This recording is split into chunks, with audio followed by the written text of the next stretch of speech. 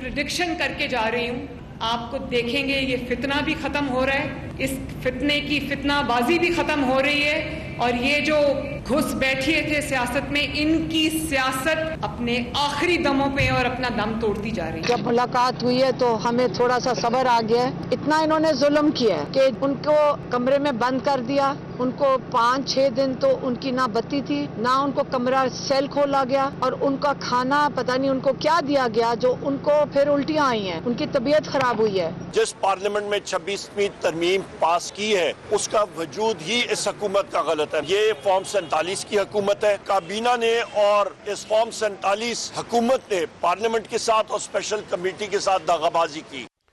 बिस्मिल्लाहिर्रहमानिर्रहीम। लाखों करोड़ों दरूद नबी अकरम सल्लल्लाहु अलैहि वसल्लम पर और उनकी आल पर।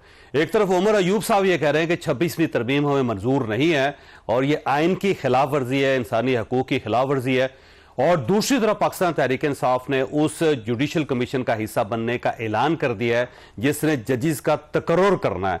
तो अगर आपको 26वीं तरमीम पसंद नहीं है या आप समझते हैं गलत है, तो फिर जो उसके बेनिफिट्स हैं वो पाकिस्तान तहरीक इंसाफ क्यों ले रही है, एक सवाल है जो आज के शो में हम डिस्कस करेंगे। और जो नए चीफ जस्टिस हैं याहिया अफरीदी साहब, उन्होंने आज फुल कोर्ट बुलाया और उन्होंने पूरी अदालत को जोड़ लिया। कोई जज भी ऐसा नहीं था जो गैर हाजिर रहा हो। जस्टिस मंसूर अली शाह साहब बाहर से ऑनलाइन उन्होंने ज्वाइन किया और उनका इनपुट भी पूरे के पूरे फुल कोर्ट के अंदर था। तो इसका मतलब ये हुआ कि सुप्रीम कोर्ट ऑफ पाकिस्तान इकट्ठी हो गई है और आने वाले दिनों में क्या इस इत्तेफाक का फायदा होगा या गवर्नमेंट को नुकसान होगा, ये भी हम आज के शो में डिस्कस करेंगे।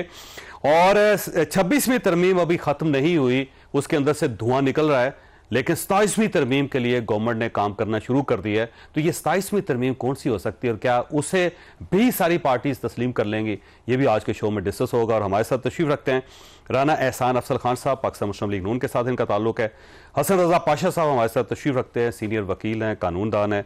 और नईम हादर पंजोता साहब हमारे साथ हैं, पाकिस्तान तहरीक इंसाफ से ताल्लुक रखते हैं। और हमारे सीनियर सहाफ़ी दोस्त कयूम सिद्दीकी साहब भी हमें चंद लम्हों में ज्वाइन करेंगे। राना साहब ये फरमाइएगा सर, ये 27वीं तरमीम का क्या इशू है जी? 26 में तो अभी तरमीम उसको अंडरस्टैंड नहीं कर सका और आज भी पाकिस्तान तहरीक इंसाफ उसके ऊपर एतराज़ भी कर रही है, उसके साथ मिल भी रही है, छोड़ भी रही है, और आपने 27 में भी काम करना शुरू कर दिया। बिस्मिल्लाहिर्रहमानिर्रहीम। देखिए जावेद साहब, तरामीम करना पार्लियामेंट का काम है, और अभी जो तरामीम हुई उसमें PTI को अगर आप अलहदा कर दें तो बाकी सब जमातों ने उसका हिस्सा बने। हुकूमत ने अगर पहले तेजी करने की कोशिश की, नाकाम हो गई, लेकिन फिर एक लार्जर कंसेंसस डेवलप हुआ, सब जमातें मिली आपस में, PTI भी बैठी। तो मेरे ख्याल से जब तक ये चीज़ एक हतमी शक्ल नहीं इख्तियार कर लेती, इसके ऊपर एक वाबेला मचाने की तो कोई तुक नहीं बनती ना। अब अगर 140A है, MQM का, ये पहले दिन से, इलेक्शन से पहले की बात है कि वो चाहते थे कि जो लोकल गवर्नमेंट्स हैं उनको आईनी कवर मिले, कि उनकी कंटिन्यूटी जो है वो रहनी चाहिए, फाइनेंशियल डेवोल्यूशन होनी चाहिए। फिर उसके अलावा अगर कोई ये मिलिट्री कोर्ट्स की बात हो रही है कि मिलिट्री कोर्ट्स उन इलाकों में जहां जुडिशरी मौजूद नहीं है और दहशतगर्दी ज्यादा है, ये मुल्क दहशतगर्दी से घिरा हुआ है, सब जानते हैं। और जो हमारे मुल्क दुश्मन अनासर हैं वो दहशतगर्दी की कार्रवाइयां कर रहे हैं, और हमारा अदालती निज़ाम जो है वो बर वक्त इन मामलात, और जब मैं अदालती निज़ाम की बात करता हूँ इसमें पुलिस होगी, जुडिशरी होगी, सारा निज़ाम, प्रोसिक्यूशन होगी, वो नहीं है इस तरह का कि वो बर वक्त जो है इन चीज़ों के फैसले करें जो आज वक्त की ज़रूरत है अगर हमने दहशतगर्दी को कंट्रोल। आप 26 में भी कर लेते सर ये सब कुछ, उसके लिए आपने इंतजार क्यों किया कि आगे फिर हम एक एफर्ट करेंगे? हम नहीं, ये तो एक बहस है ना। मैं कहता हूँ कि ये काम ऐसे होना चाहिए और आईनी तरमीम होनी चाहिए, लेकिन वो हमारी मर्जी से तो नहीं होनी ना। वो तो तब होनी है जब उस पर बहस होगी, मुबाहिसा होगा, दर्जनों जमातें जो हैं वो एक पेज पे होंगी। तो अगर ऐसा होगा तो उससे किसको इख्तलाफ? अच्छा, वैसे 26वीं तरमीम से आप मुतमईन हैं क्योंकि सुप्रीम कोर्ट ऑफ पाकिस्तान में जो आपके ख्वाब थे वो मुझे पूरे होते हुए नजर नहीं आ रहे? वैसे नहीं, हमारे तो ख्वाब यही है कि जुडिशरी बेहतर हो, लेकिन बात यह है कि अभी हुई है, अगर इसमें कोई मजीद कोई बेहतरी की जरूरत हुई तो इस चीज को रद्द नहीं किया जा सकता। क्या मजीद भी की जा ऊपर नहीं, इसको रद्द कभी भी देखें। अगर कोई सिस्टम जो है आपने बनाया है, उस सिस्टम में कोई कमजोरी है तो उसमें मैं कहूंगा कि उसको कमजोरी के साथ चलाएंगे। कि जैसे मंसूर अली शाह साहब और जैसे मरीम अख्तर साहब रिजाइन कर देंगे और उसके बाद नए जजेस आ जाएंगे, उन्होंने इस्तीफा नहीं दिया और नए चीफ जस्टिस साहब ने उनको कमेटी में भी शामिल कर लिया और वो प्रैक्टिस एंड प्रोसीजर कमेटी का हिस्सा है। देखिए, जो आपकी ख्वाहिशात थी वो तो पूरी होती हुई नजर नहीं आ रही। अगर आइन और कानून के मुताबिक उन्होंने एक काम किया है, अब ये आईनी हक है चीफ जस्टिस का कि वो प्रैक्टिस एंड प्रोसीजर कमेटी जो है वो सीनियर मोस्ट और फिर एक जज जो है अपनी मर्जी का लगा सकते हैं। तो मेरे ख्याल से अगर उन्होंने ऐसा किया है तो आज के आइन कानून के मुताबिक किया, ठीक है। मुतमईन है गवर्नमेंट। देखें, हम इसके मुतमईन या गैर क्यों मुतमईन नहीं होंगे, या तो उन्होंने कानून के खिलाफ किया होता। जब एक कानून है, आइन है, तो उसके मुताबिक किया है। बहुत अच्छी बात। अगर जो है वो क्या कहते हैं, हमने कानून की तब्दीली की बात आती है तो जब वो होगा वो उस वक्त देखा जाएगा, या आइन की तब्दीली की बात आती है होता भी है या नहीं होता। लेकिन आज कानून के मुताबिक किया, आइन के मुताबिक किया, मैं तो समझता हूं इस पर तनकीद करनी नहीं चाहिए। ठीक हो। अच्छा पाशा साहब, ये फरमाइएगा, ये जो 26वीं तरमीम के बाद 27वीं, ऐसा महसूस होता है कि गवर्नमेंट के कोई काम रह गए थे और अब ये करना चाहते हैं, या कुछ नए खदशात हैं सुप्रीम कोर्ट ऑफ पाकिस्तान से, वो ये चाहते हैं कि मजीद ट्रिमिंग की जाए उसकी? जो साहब कुछ काम नहीं, बहुत सारे काम रह गए थे। यकीनन जो इब्तदाई मुसवदा था उसमें बहुत सारी चीज़ें आखिरी मुसवदे में काट दी गई, डिलीट कर दी गई, लेकिन अभी तक कोई चीज़ सामने नहीं आ रही कि 27वीं तरमीम में क्या स्पेकुलेशंस हैं, प्रिजम्पशंस हैं। कोई कह रहा है मिलिट्री कोर्ट्स आना चाहती हैं, कोई कह रहा है जो नकायस रह गए हैं वो दुरुस्त करने हैं, वगैरह वगैरह। लेकिन अभी तक इन ब्लैक एंड वाइट कुछ चीज सामने नहीं आई। अब हम किस पे बात करें? ठीक है, क्या हम ये बात करें, ने बहस शुरू कर दी, क्या हम ये बात करें कि 27वीं तरमीम जो होने जा रही है वो नहीं होनी चाहिए, गलत है? भाई ये तो पार्लिमान का इख्तियार है, 2/3 मेजॉरिटी अगर उनके पास है तो वो तरमीम कर सकते हैं। ठीक है, अब क्या आ रही है इस पे अभी तक मुझे नहीं समझ आ रही। पहले रात को एक खबर आई कि बिलावल भुट्टो जरदारी और वज़ीर आज़म साहब की मुलाकात हुई है और उनका इत्तफाक हो गया कि वो 27वीं, और ये भी इत्तफाक हो गया कि जनाब हम मौलाना साहब को ऑन बोर्ड लेंगे। दूसरी तरफ साहब ने कहा कि मैं वहां मौजूद था, ऐसी तो कोई बात नहीं हुई, और मौलाना ने जवाब दे दिया कि 27वीं के बाद मौलाना ने हस्बे मामूल जवाब दे दिया कि मैं नहीं करता। पाकिस्तान तहरीक इंसाफ ने भी कह दिया कि खबरदार आपने की, और पाकिस्तान तहरीक बिल्कुल कबूली करेगा। हाँ हाँ बिल्कुल, ये भी है। और देखिए सबसे अहम जो उसमें अमेंडमेंट में थी वो थी चीफ जस्टिस की नामजदगी। वो 3 के पैनल में जो जूनियर मोस्ट जज थे या अफरीदी साहब, उनको बना दिया गया, और वो KPK के जो चीफ मिनिस्टर साहब थे वो ये फरमा रहे थे कि अगर सीनियर जज मंसूर अली शाह को चीफ जस्टिस ना बनाया गया तो तहरीक चलाएंगे, तो हम पूरा वो सबसे पहले 1.5 घंटा पहले आ गए। मैं खुद वहां मौजूद था, सबसे पहले वो तशरीफ लाए। अच्छी बात है, अच्छा लगा, उनको वेलकम किया गया। मैं समझता हूँ कि कोई उन्होंने गलत नहीं की, वो एक पार्लिमान का हिस्सा है। फिर ये जो जुडिशल कमीशन ऑफ पाकिस्तान में जो 13 रुकनी, उसमें भी बैठने का फैसला किया, ये भी बहुत अच्छा फैसला है, जाना चाहिए। आपको लोगों ने वोट इसलिए दिए हैं कि आप अपना किरदार अदा करें। मुझे एक एतराज है PTI की लीडरशिप से कि जब एक तारीखी काम करने का आपको मौका मिला तो आपने एब्सटेन कर लिया, वोट नहीं दिया। ठीक, आपको वोट देना चाहिए था। बेशक मुखालफत में जाते, 4 वोट दिए वैसे खिलाफ में नहीं, सारे 4 वो भी मुझे पता है कि 4 सिर्फ इसलिए दिए कि जो वकला तहरीक चलाने की बात कर रहे थे वो जस्टिफाई हो सके कि हमने तो इसके अगेंस्ट दी है। अदरवाइज हाँ, अगर चेयरमैन मौजूद होते और लीडर ऑफ द अपोजिशन मौजूद होते तो एक सिग्निफिकेंस होता कि जनाब ये है। लेकिन जिन 4 ने दिए वो ये था कि वकला तहरीक चलानी थी उन्होंने, और वो अब नवंबर में सही बात खत्म हो जानी है। वो एक रोंजो फिलॉसफी है, वो कहना शुरू करती रोंजो फिलॉसफी। वो जो कासिम रोंजो साहब थे ना, पहले उन्होंने एक प्रेस कॉन्फ्रेंस की, फिर दूसरी की, फिर तीसरी की। अब तीनों की समझ नहीं आई कि ये मौकफ ठीक है, ये मौकफ ठीक है। वो कहते हैं PTI उस लाइन पर चलना शुरू हो गई। एक तरफ से कहते हैं कि नहीं, दूसरी कहते हैं हाँ, फिर कहते हैं हाँ, फिर कहते हैं नहीं। अच्छा, ये हर मौके का मौकफ अपना बनाया हुआ है कि वो उस वक्त फिट करते हैं। अच्छा पंजोता साहब, ये फरमाइए कि 26वीं तरमीम जो है सर, आपको पसंद है, नापसंद है, आप इससे एग्री करते हैं, आप इससे डिसएग्री करते हैं, आप इससे फायदा उठाना चाहते हैं, आप इससे इनकार करना चाहते हैं, करना क्या चाहते हैं? कंफ्यूजन है। बहुत शुक्रिया जज साहब, आपने मौका दिया। देखें, पहली बात यह है कि हम पहले दिन से अपना मौका बड़ा क्लियर रखते हैं, हम किसी सूरत सपोर्ट नहीं करते। इनके पीछे मकसद ये था कि अदलिया को कंप्रोमाइज किया जाए, हुकूमत के ताबे किए जाए, अदलिया के मामलात में इंटरफेरेंस की जाए। जो आइन के मुताबिक जो स्तून है रियासत के 3, अदलिया, इख्तियारात के अंदर दाखिलत है, और वो आपने देख लिया। अब हुकूमत ने उस कमेटी के अंदर तादाद की अक्सरियत करके और चाहिए थे मंसूर साहब उनका ओके और अपनी मर्जी के वहां पर आपको लगा।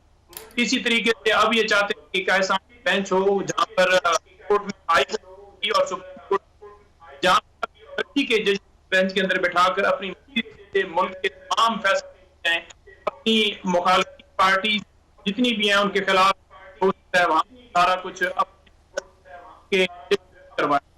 तो हम पहले दिन से इंडिपेंडेंस ऑफ जुडिशरी के योता साहब, आपकी आवाज ब्रेक हो रही है, आपकी आवाज ब्रेक हो रही है। मैं ब्रेक लेता हूं, दोबारा आपकी तरफ आएंगे और आवाज को ठीक करने की कोशिश करें। छोटी सी ब्रेक को ब्रेक को दोबारा जरूरत। प्रोग्राम में दोबारा खुश आमदीद। पंजोता साहब, बड़ा सीधा सवाल है कि अगर आपको 26वीं तरमीम पसंद नहीं है या आप समझते हैं कि गैर कानूनी गैर आईनी है, तो फिर आपको चीफ जस्टिस ऑफ पाकिस्तान को भी तस्लीम नहीं करना चाहिए, क्योंकि ये उन्हीं की प्रोडक्ट है उस 26वीं तरमीम की। और इसके साथ साथ फिर आप जुडिशल कमीशन का हिस्सा भी नहीं बनना चाहिए। आप जुडिशल कमीशन का हिस्सा बन रहे हैं या अफरीदी साहब को चीफ जस्टिस मान रहे हैं, और साथ साथ गंडापुर साहब उनकी तकरीब रूनुमाई बल्कि तकरीब हलफ बर्दारी में सबसे पहले पहुंच जाते हैं। तो मुझे समझ नहीं आ रही वैसे कि आपका मौकफ है क्या। मैं गुजारिश पहले भी कर चुका हूं कि जब कोई लॉ बनता है, लॉ लैंड है उसके मुताबिक देखते हुए हमारे साहब है वो भी गए। दूसरी बात है कि जो कोर्ट के मौजूद जजेस बैठे हुए हैं, तो क्या वो उन अमेंडमेंट्स को सपोर्ट कर रहे हैं कि वो अगर इजलास के अंदर शिरकत उन्होंने की है, तो ये तो नहीं है मकसद ना कि वो सपोर्ट करें।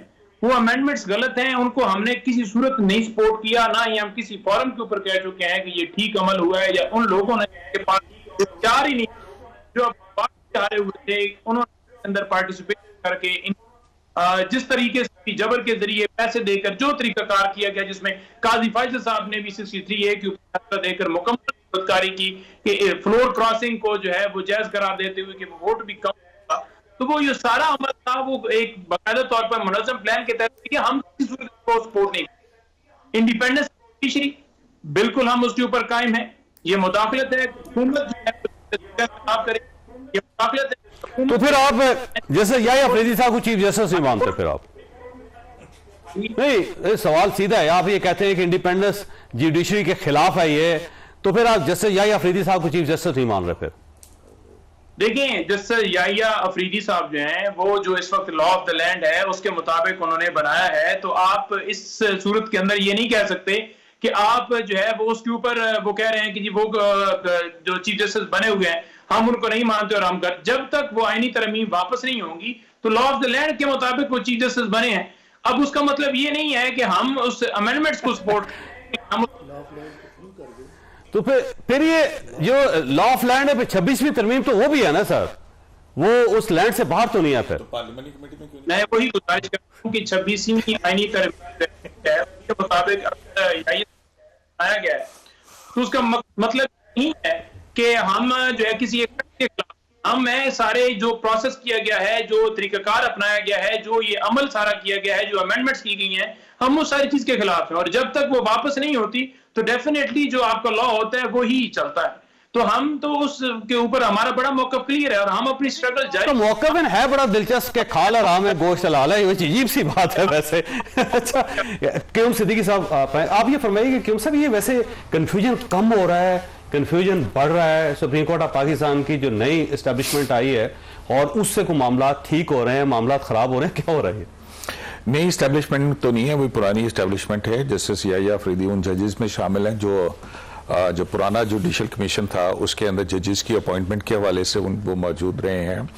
और फिर जेसीपी की मीटिंग के अंदर जब आईनी तरामीम के हवाले से बात हुई थी तो जस्टिस याहिया अफरीदी ही के कहने के ऊपर जुडिशल कमीशन ऑफ पाकिस्तान का इजलास मौखर किया गया था, यही आईनी तरामीम के हवाले से हो रही थी ना। तो ये कहना कि उनको वो इस अमल में हिस्सा नहीं, कोई नई इस्टेब्लिशमेंट आ गई है, मेरा ख्याल में ये एक अजीब सी बात लगती है। सिर्फ काजी फाइज सा नहीं है, बाकी तो सारे जज वही हैं जो कि पुराने चले आ रहे थे। कुछ बदलती हुई नजर आ रही है वैसे नहीं, फिलॉसफी देखें, बात यह है कि जरूर होती है, मतलब अगर याया अफरीदी साहब को देखा जाए, उनका टेन्योर एज ए जज उनको अगर हम देखते हैं तो 12 जुलाई का जो मखसूस नशिस्तों का फैसला, उसके अंदर मंसूर शाह साहब ने जो 187 की तलवार चलाई है आईनी शिकों को दीगर मुअत्तल करते हुए, तो वो उनके बिल्कुल बरक्स है। वो कहते हैं कि 187 का इस्तेमाल इस जुरिस्डिक्शन में करना ड्यू प्रोसेस ऑफ लॉ के लिए डेंजरस होगा। उन्होंने लफ्ज ये किसी जज की तरफ से हैं, ये मैंने नहीं लिखे हैं। ठीक, तो एक और उनका इख्तलाफी फैसला एसआईसी को उन्होंने सीटें नहीं दी हैं, उन्होंने जो बाकी है पीटीआई को दी हैं, लेकिन उनको जिन्होंने इलेक्शन एक्ट का जो सेक्शन 66 है जिसके तहत जिनके पास पार्टी टिकट था उनको उन्होंने दिया, ठीक हो गया 39 लोग। हाँ, और फिर जो है जस्टिस याया अफरीदी ने वही practice and procedure act as amended on 2024 उसके तहत ही जेसी बुलाई है, जजेस कमेटी, जिसमें मुन्नीब अख्तर साहब को शामिल किया गया और मंसूर शाह साहब को। ठीक है, तो लिहाजा वो ऑर्डिनेंस जिसके खिलाफ, जिसको ये जज साहबान कह रहे थे ये गैर आईनी गैर कानूनी है, काजी साहब की मौजूदगी में वो गैर कानूनी था, याया अफरीदी साहब की मौजूदगी में वो आईनी और कानूनी हो गया, क्योंकि उसके फुल कोर्ट में आज सारे जजेस मौजूद थे। फुल कोर्ट में सारे जजेस मौजूद थे, तो इसका मतलब वो जो डिवीजन थी वो खत्म हो गई। अब देखिए इस तरह से नहीं होता। पहली बात तो ये कि ये सुप्रीम कोर्ट ऑफ पाकिस्तान है, ये कोई फुटबॉल टीम नहीं है जो कोऑर्डिनेट करके खेलेगी और इधर से उधर चली जाएगी। ये इंडिपेंडेंट जजेस हैं।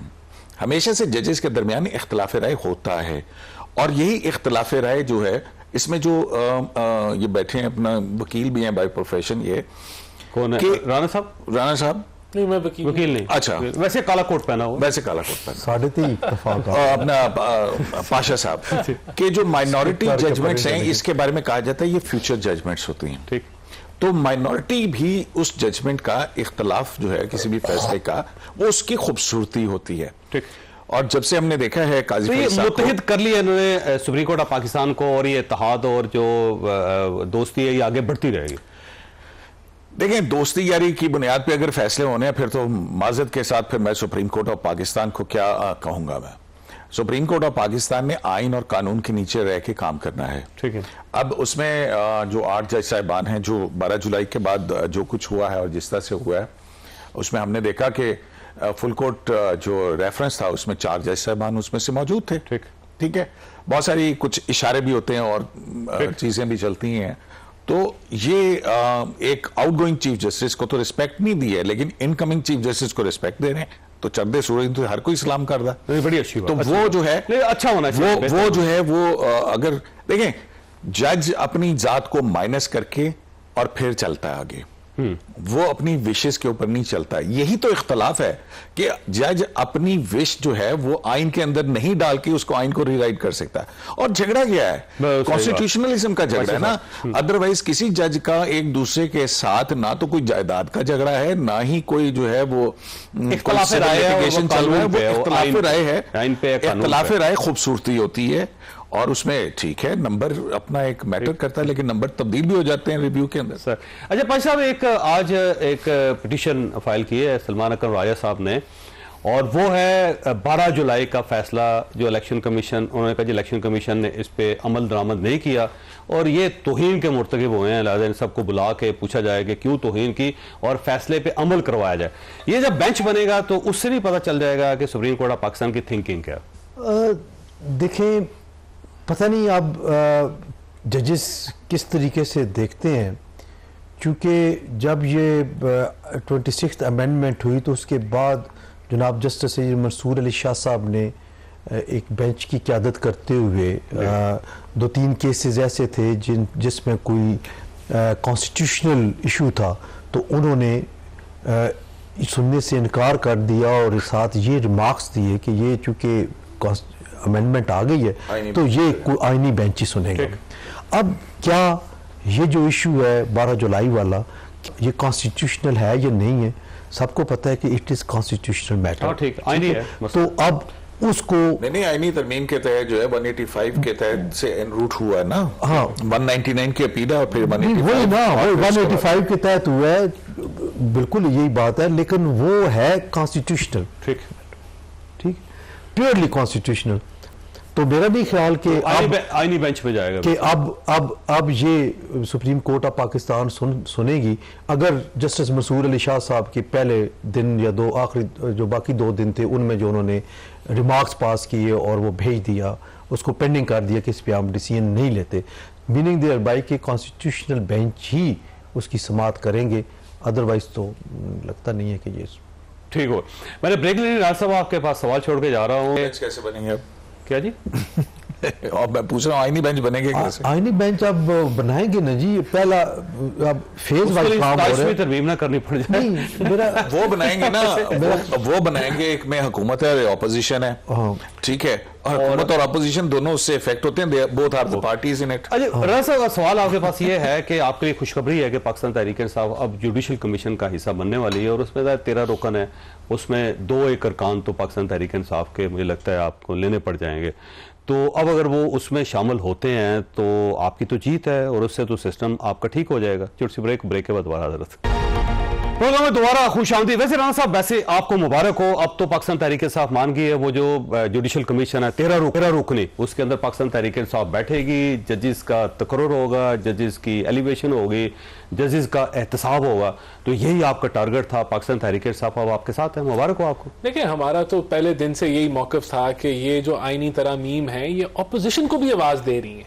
कल हमने भी अपोजिशन में जाना है, तो हमें भी पता है कि अगर हमारी आवाज जो पार्लियामानी कमेटी हो जिसने चीफ जस्टिस को सिलेक्ट करना है वहां भी होगी ऑपोजिशन की आवाज, जुडिशल कमीशन में भी आवाज होगी। और मेरे ख्याल से ये इनको रियलाइज अब हो रहा है कि ये इतनी भी बुरी आईनी तरामीम नहीं है बल्कि बड़ी अच्छी है, तो वो इनका हिसाब जो है वो इनकार कर रहे हैं उसको देखिए, मान नहीं रहे। देखिए, ये तो तनख्वाहें भी ले रहे हैं पार्लियामेंट से, वहां उनके हॉस्टलों में भी रह रहे हैं, सारे मराद भी ले रहे हैं और कहते हैं ये जाली पार्लियामेंट है। तो ये तो इनका जो दोगलापन है वो तो मैं समझता हूं कि हर लम्हे, हर पल, हर मोड़ में नजर आपको आएगा। और यू टर्न लेना और हर मौकफ के ऊपर 4 अपने पॉइंट ऑफ व्यू रखना, जौन सा जहां फिट होता है वो कर लेते हैं। तो ये उसके मुताबिक चल रहे हैं, एन मुताबिक चल रहे हैं। हम तो फिर भी इनको वेलकम करेंगे कि ये जुडिशल कमीशन में आके बैठे। और देखिए, मैं यहां एक और बात मैं करना चाहूंगा। देखिए, हमारा कि आईनी बेंच का सरबरा कौन होगा, आईनी बेंच में कौन होगा, इससे हुकूमत का कोई लेना देना नहीं है। देखिए, ये जुडिशल कमीशन बना दिया, आपने पूरा ऑर्डिनेंस लेके आए थे, आइन ले आए, आपको लेना देना नहीं तो क्या जरूरत, आइन ले आए ना, अब आइन ऑटो पे चलना है। अब हम इसको जो है वो मुतनाजा करें कि फलाने को लगना चाहिए, फलाना नहीं लगना चाहिए, वो बहुत अच्छा है, ये बहुत अच्छा नहीं, हमें करना चाहिए। मुतनाजा तो आपने किया, नहीं हमने नहीं किया ना, अब तो आइन आ गया ना, मैं तो अब की बात कर रहा हूं, आइन आ गया, इसके ऊपर जो है जो भी जुडिशल कमीशन लगाए, हमें नहीं पता कौन लगेगा, ABCDEFG जो भी लगाए, हमें उनको कबूल करना चाहिए।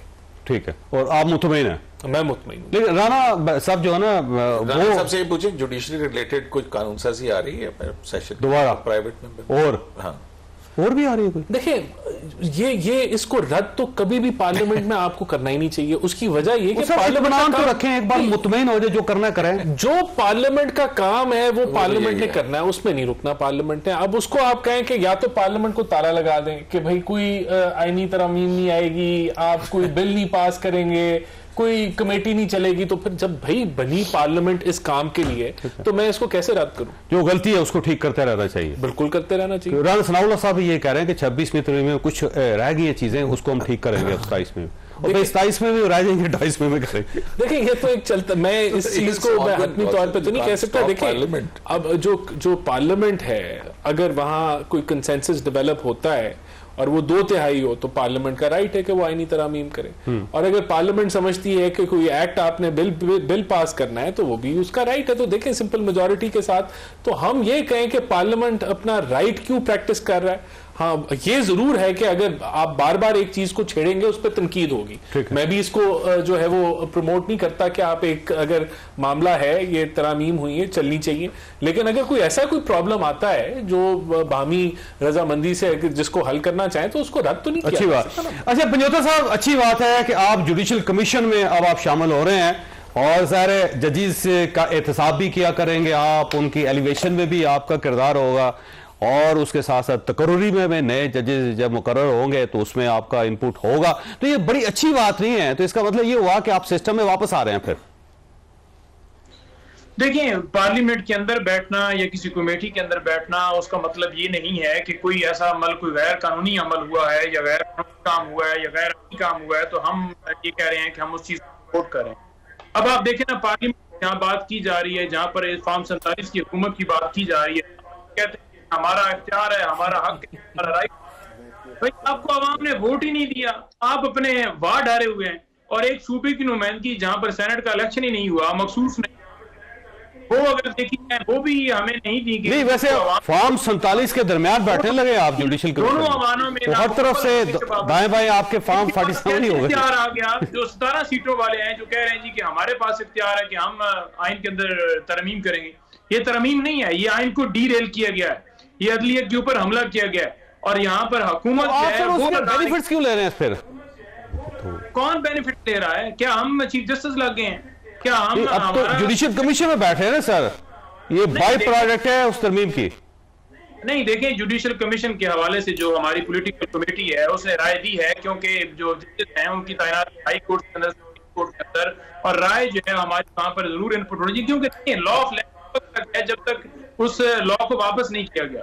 तो जब वापस नहीं होगा तब तक वो मुल्क तो चल रहा है ना, वो उसके मुताबिक चल रहा है। तो लिहाजा हमारी तो स्ट्रगल है, हमारी ग्राउंड है, हम सपोर्ट नहीं कर, हम इसके जज हैं। अच्छा, ये फरमाए सिद्दीकी साहब कि ये आपको यू टर्न सा महसूस होता है पाकिस्तान तहरीक इंसाफ की तरफ से, या फिर कोई रियलाइजेशन है कि अब वो जुडिशियल कमीशन में भी बैठ रहे हैं और बाकी मामला अब सुप्रीम कोर्ट ऑफ पाकिस्तान को भी एक्सेप्ट कर लिया है, जस्टिस याहिया अफरीदी साहब को भी एक्सेप्ट कर लिया है, 22 जुलाई की जो फैसला है उसके खिलाफ अब एक पिटिशन भी कर रहे हैं। तो मेरा ख्याल है ये रियलाइजेशन हो गई है पार्टी को कि हमने कोई माजी में बेहतर फैसले नहीं किए।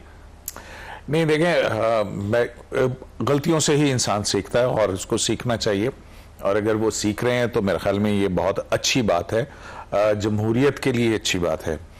देखें, आज की ऑपोजिशन कल की हुकूमत हो सकती है और आज की हुकूमत कल की ऑपोजिशन जा सकती है।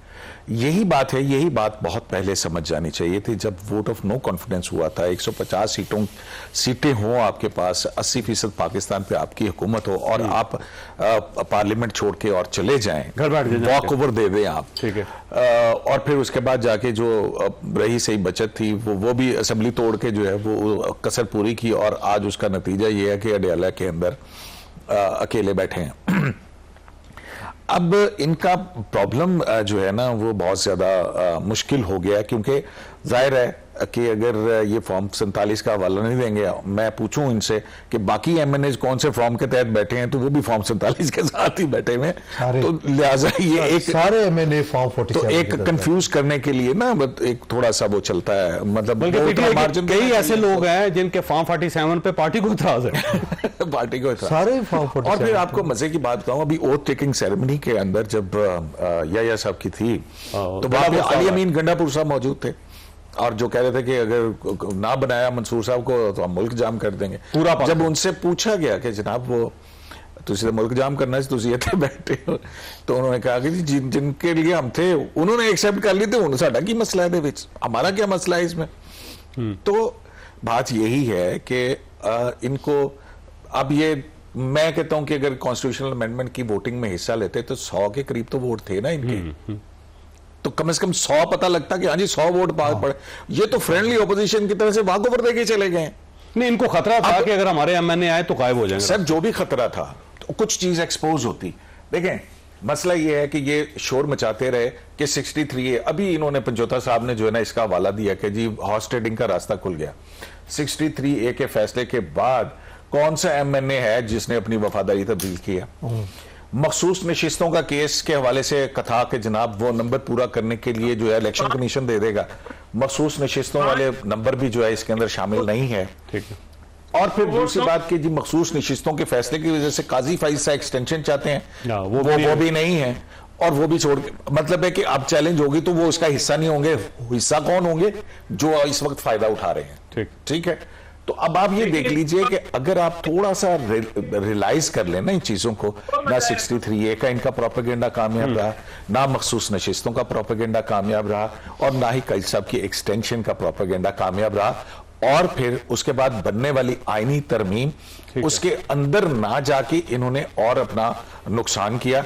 अब रियलाइज हो रहा है कि वो, अब मुझे इनसे पूछें जरा, मखसूस नशिस्तों का केस तो इनका है, ठीक है ना, ये दरखास्त भी आ रहे हैं, वो चाहे SIC हो या दरखास्त ना जाने वाली PTI हो, कमल शोजब जो कि जिनकी रिजेक्ट हो चुकी भी है, उनके वकील जो है कंटेम्प्ट ऑफ कोर्ट डाल रहे हैं। मतलब एक जो तजादात की और उलट पार्टियों का जो है ना अपना एक ऐसा शाखसाना है कि बस अब बेसिकली कंफ्यूजन है, और उस कंफ्यूजन को क्लियर होना चाहिए। अब जो है ना, अब मुझे एक लफ्ज कहने दें कि अब इनकी ख्वाहिश ये है कि शलवार से इलास्टिक निकालेंगे, गुलेल बनाएंगे और चिड़िया उड़ाएंगे। ठीक हो गया।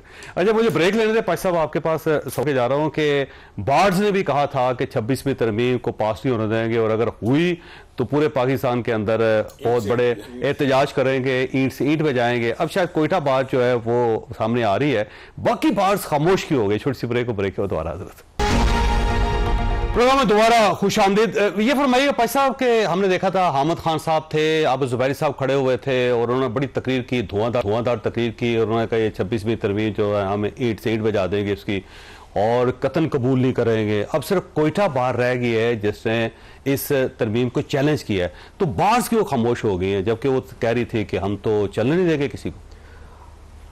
चोई साहब, वकला तहरीक पिछले 3 साल से चलाई जा रही है, ठीक, और ये शुरू होती है सितंबर के महीने में और नवंबर में वो दम तोड़ देती है। वजह यह है कि अक्टूबर के लास्ट वीक में सुप्रीम कोर्ट बार के इलेक्शन होते हैं। अच्छा, ठीक, और उसका इशू बनाने के लिए ये होती है, सितंबर से स्टार्ट होती है। आप देखें पिछले साल भी 2023 की बात कर रहा हूँ, लाहौर में एक 50 वकला का गोल मेज कॉन्फ्रेंस हुई और उसमें अनाउंसमेंट की गई कि आज से वकला तहरीक शुरू है, ठीक है, और उसके बाद हमने उस वकला तहरीक को नहीं देखा। ठीक है, आज भी यही आप देख लें, वो जो 4 मुअज़्ज़ज़ अरकान सेनेट में रह गए थे जिन्होंने खिलाफ वोट दिया, वो पर्पजली इस तरह किया गया क्योंकि उन्होंने वकला तहरीक चलानी थी। ठीक।